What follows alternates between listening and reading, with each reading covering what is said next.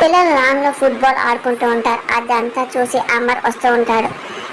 వెనకాలే మనోహరి అలా యాదం వస్తూ ఉంటారు.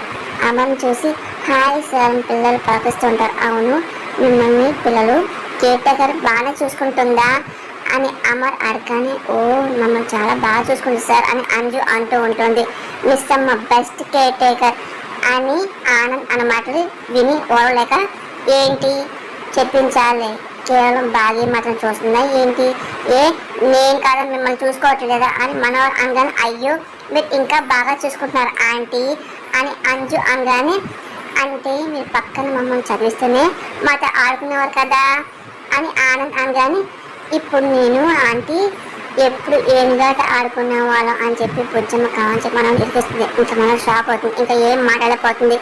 ఏంటి ఏనుగులాగా అని చెప్పి అమర్ అనగానే, అవును ఆంటీ ఏనుగాటలా ఉండేది, అప్పుడు నేను ఈట మీద కూర్చొని ఆడేదాన్ని అని చెప్పి బుజ్జమ్మ మాటకి ఇంకా మనం టెన్షన్ పడుతుంది.